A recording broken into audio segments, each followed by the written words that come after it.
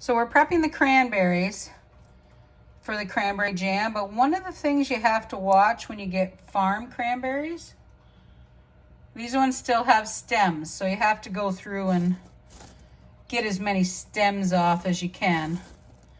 Yes, we grow cranberries on Prince Edward Island. I was just as shocked as you probably are. So I'm going to finish fishing out all these stems and get this ready for cooking. Lots and lots of cabbage. So one thing we like to make is coleslaw. Seems weird, doesn't it? So basically coleslaw in a jar is just pickled cabbage. It actually tastes really, really well. Really, really good. The cabbage stays crunchy. You can leave it like that. You can drain it and stir it in with mayonnaise, do whatever you want. And it's amazingly good. Now, this is day one. It'll actually take me a little bit of time. So all this cabbage, we're gonna shred it up this morning. It'll sit till tomorrow in one of the big food grade buckets with a little bit of canning salt, just to kind of help bring the extra moisture out. And then tomorrow we start canning it. So, hello Orson. So you know I only have the one canning pot that I can use on this stove. So it does take me a little while to do this. We also do have some cranberry jam we need to make up because I got a fabulous 2-pound bag of local cranberries. So, time to start cleaning the cabbage and get them shredded up. And some of these, like look at this guy. He's bigger than my head. We'll start with the little one. Alrighty, time to clean this all up and get it shredded. Alrighty. Here's some of the cabbage. I'm really hoping it fits through the top. Gonna be tight. Nope, he doesn't fit. Alright. We'll just take that one off. This is gonna be interesting. Time for the noise.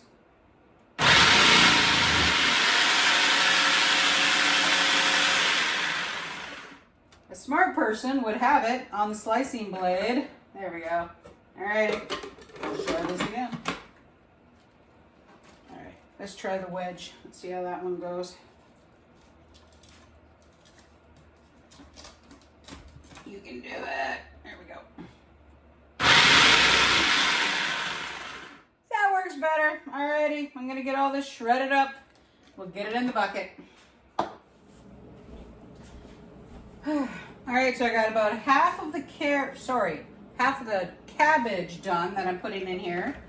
So I'm gonna turn my blade over to the shred and I'm going to put in half of the carrots. Now I just put carrots in cabbage. This is the last of it. And I also forgot to put the blade back in there. We only used the monster cabbage and the little one. And this bucket, it's half full. So I guess, well, I was gonna make cabbage rolls, so I guess we're making cabbage rolls. And I guess I'll be making cabbage rolls for the freezer. Now, the other thing is, as you're going through the processor, you end up with chunks like this that don't go through. These aren't gonna go to waste. I have quite a few of these. These are gonna go into the stock pot. Okay, so the whole point and the plan is you literally sprinkle probably about 1/4 cup. Now don't worry, it's not gonna be salty, okay? Don't worry about that. Because you're still gonna drain it, you can rinse it. A lot of people do rinse it, some people don't. I actually do. And the only thing I wish on pickling salt is that they made the spout bigger.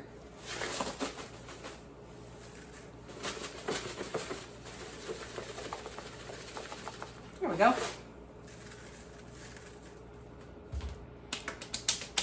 All right. That's it for this morning, and we'll back at it tomorrow. Yeah, I know this looks a little weird, but this will slowly drain today because Fred has informed me I need to go get kitty litter. So I'm going to let this slowly drip while I'm gone. And then, of course, we still have a few big pieces that we need to fish out, of course, like that. And we can get this canning day started. Trip to town is done. We're going to start making the cranberry jam and get this day going finally. So,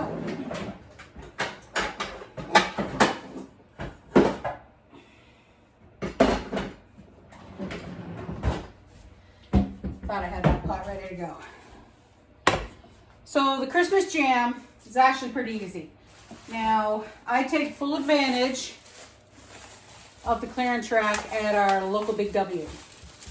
So when I make Christmas jam, it has apples, orange rind, orange juice, and the cranberries. It's kind of more like a Christmas jam, not really just a cranberry jam. Now, a lot of people just call it cranberry sauce as well, but I use it for lots of things, so gotta go grab the cranberries. Okay, so I already know I have 8 cups of cranberries. I do have more in the freezer, but those I use for lots of things. So what I'm going to do is I'm just going to grab my 2 big navel oranges. We're going to zest those, get the juice in, chop up some apples, get the sugar in, sugar, and get this stuff cooking. Okay, so I just had to wash my hands a little bit. Let me show you what we have in the pot, okay? So this is what we have so far. What I've got is the 4 little Granny Smith apples. Now, if you got big ones, use 2. If you don't want apples, don't put apples. I'm going to link the recipe for the Christmas jam so you can see it. Now, the only thing that I'm not doing is I'm not putting in like the cinnamon and the cloves. I'm not putting any of the spices. This is just going to be the fruit. So I've got the 8 cups cranberries, the 4 little apples, and I've got the zest from 2 oranges, the juice of the 1, and then what I did is I popped the 4 squeezed out oranges in here just for the extra, but it also gives me that extra pectin too. So, and now it's the sugar. Now, it's 8 cups of fruit, 8 cups of sugar. All right, all the sugar. This is going to sit here and happily cook away for a little while, and then we'll get it into jars. Now it's time to get started on the coleslaw. All right, guys, so it's time to fill the jars. So here is our finished coleslaw.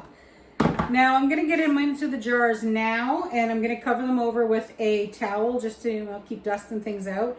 All the jars are washed and sanitized. That one, it looks like I missed a spot, so we'll put that one aside. So, canning coleslaw is ridiculously easy. You literally shove it in. That's all there is to it. And then we'll add the brine and everything afterwards. So, when you're canning coleslaw though, you just shove it in the jar. You can pack it in relatively tightly. See? That's it. So I'm going to see how many jars I can fill, and then it is just a waiting game on the jam. We'll finish the jam. I did also forget there's 2 cups of water in the jam as well. I forgot to tell you that part. And it's over there. You can hear the cranberries kind of going pop, pop, pop. So I'm going to get this turned up, clean up my mess back there, and continue on with the day. Full dozen jars. Not bad, actually. It's not even cooked yet. But, oh, does it ever look good? Look at that. And in case you're wondering, there is still stems in there that I missed. All right, but that will cook probably about an hour. Let it do its thing. And I thought I'd start dinner while I was at it, so I'll show you what we're doing later on. But right now, I need this spinach seriously sweated down to nothing. Sauteed in some garlic and a little bit of olive oil, no salt. It's not seasoned at all because we're going to be using feta cheese with our dinner. I'll show you what that's going to be a little later on. Well, guys, here's the jam. Doesn't that look fabulous? So we're going to fish out the orange peels. There we go.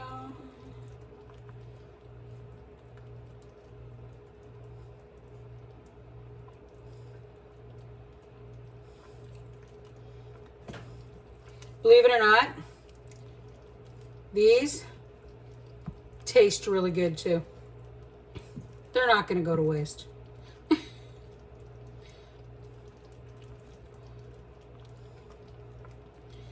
we go. Now, depending on how you like it, if I was going to have cranberry sauce, I'd kind of leave it like this. But we're making a jam, so I'm actually going to get the immersion blender and just give it a few whizzies.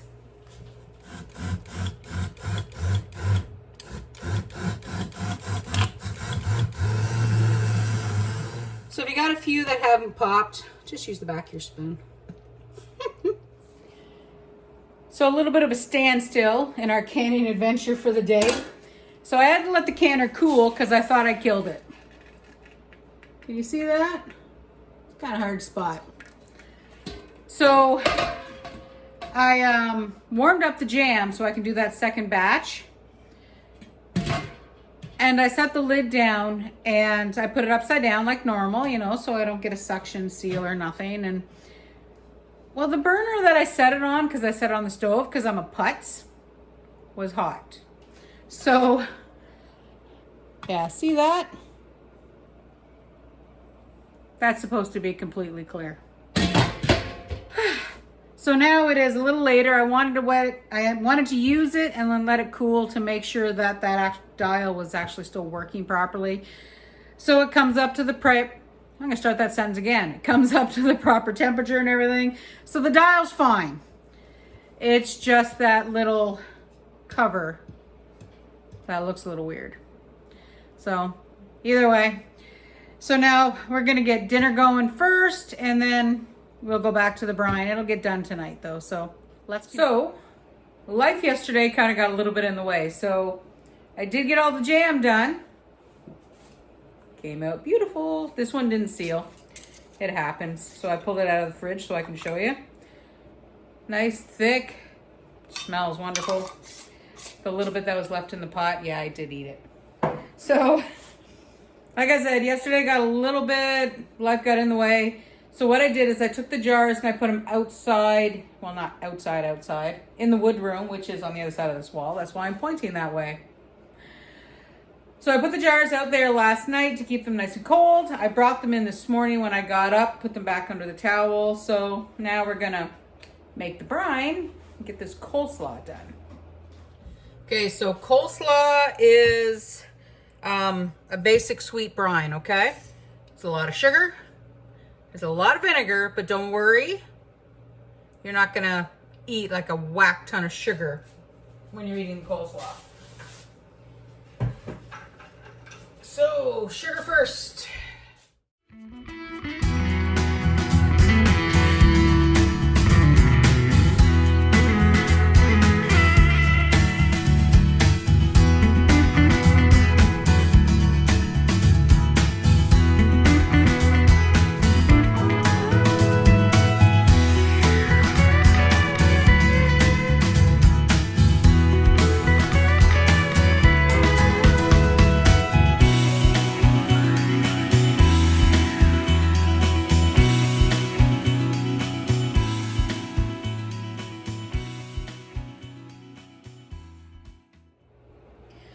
Okay, coleslaw is all good. It's warmed up now, which is fabulous. So here's where it kind of gets fun. So we've got the brine, which we just put together. So the 4 cups of sugar, seems like a lot, but don't worry. 5.5 cups of vinegar, 1.5 cups of water. We're gonna let that start to warm up so the sugar melts. But basic coleslaw spices, oh my gosh, the brain just shut right off. I just do the basics. Mustard seed, celery seed. I mean, that's what we grew up having in our coleslaw as well, so it's fabulous. Like, so now mustard seed you don't normally put in a coleslaw, I guess. It's mostly like a dry mustard, but mustard seed tastes really good. I have had this coleslaw made with caraway. I know it seems weird. Caraway is actually relatively strong. Smells wonderful though. I've also had people put dill in their fresh coleslaw. So if you like the flavor of dill, put a little dill. I'm actually thinking I might put some dill in here this week. I haven't decided. And this is a new bag. I've also seen people put fennel. I mean, the only time I use fennel is for sausage, so I'm really not too sure what fennel would taste like. So I think we're gonna do the mustard seed, the celery seed, and I think I will put a little bit of dill because I kind of like dill. It's not gonna be strong flavor. Freddie's not a dill pickle person, so maybe the little bit of dill will be nice. So, all right, we're gonna put our spices in. We're gonna let that brine warm up, and then we're gonna finish this job out, finally. Well guys, time to get this going. The brine is ready. So, if you're a canner, you get those canning kits. They have like the little plastic thing so you can go in and get the bubbles out. I admit I just use a butter knife because that little plastic thing, it just didn't work for me.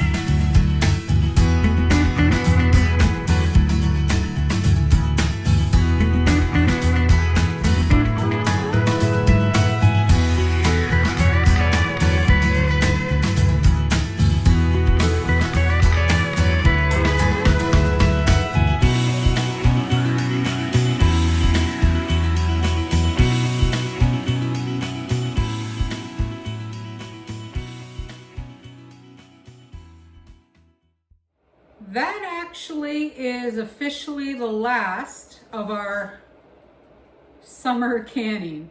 So we've got 12 jars.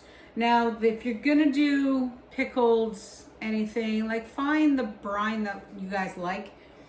But if you're gonna use celery seed in your brine, get it out of the can or set it down. Don't touch it. Let it get cold. And the only reason I say that is that I've burned myself more than once, well, physically and figuratively and literally, I suppose. If you don't let them get cold completely, that seal is not going to be 100%. So if one little tiny celery seed gets in there, she's not going to seal. Now the first 6, they're cooling. We've got good seals on everybody. Now, we have 3 jars left from last year. So this is last year's coleslaw. Now, these ones are a lighter spiced brine. I put less celery seed and mustard seed in last year.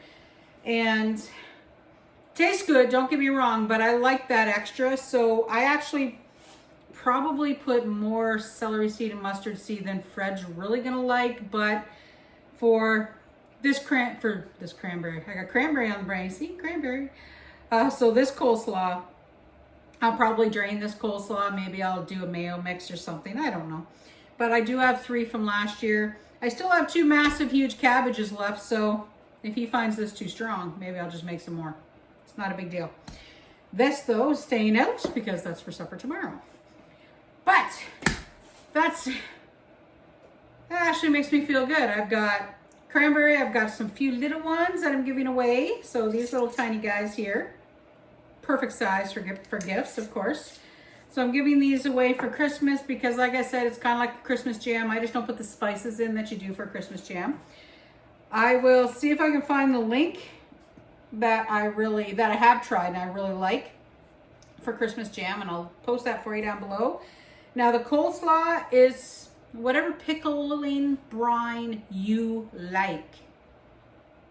Nice and easy. This is not a fermented cabbage. It's not a sauerkraut. It's pickled cabbage. There are lots of great pickling brines out there. They're all, well, I shouldn't say all.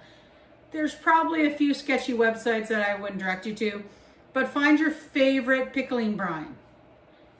Without the dill, without the spices, but your favorite base brine. So what I used was a sweet brine. 4 cups sugar, 5.5 cups of vinegar, and 1.5 cups of water. That's the basic sweet brine. And that's the same ratio as you're gonna find Ball, Bernardin, and the National Center for Home Preservation. So that's like a basic sweet brine. If you don't want a sweet brine, it's literally almost half and half when it comes to water and vinegar, and then you add what you like. Don't use just garbage vinegar, minimum 5%. If you want to spend the money and do that higher acidity, go up into the 7%. Now, if I was doing no sugar brine at all, I have used 7% because for me, that higher acidity is just something for me that I think might be a good idea for safety, even though it's really not required. And 7% acidity, that costs a lot more. But, oh yeah, and then the last thing, I gotta use these guys. Now, I packed these in here tight and you would never know it. So I had some, can you see those? I had some little cucumbers that were left over. So I also had some brine left, so I threw some pickle crisp in there and I made myself some sweet pickles with a whole ton of mustard seed because that's all the mustard seed that was on the bottom of the pot. Well, that's basically it for this week, guys. Last of the official summer canning. Of course, I've got fruit for jams in the year if I want them, whatever. And yeah, I'd say we're good to go when it comes to summertime foods. So that's it this week. Thanks for coming out. I really appreciate you guys hanging out. Go ahead and hit the like and subscribe button if you'd like. It's just us. It's just PEI. We still have a little bit of snow on the ground. It hasn't started snowing yet. Yay. Still missing windows. But anyway, like I was saying, thanks for watching. Go ahead, hit like, hit subscribe.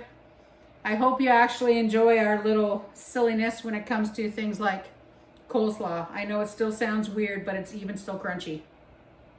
And if you want it really crunchy, the same pickle crisp that we used for the pickles there a few months ago, you can put it in this stuff too if you want to. So, see you next week and come along with us as we do our simpler life on PEI. Bye for now.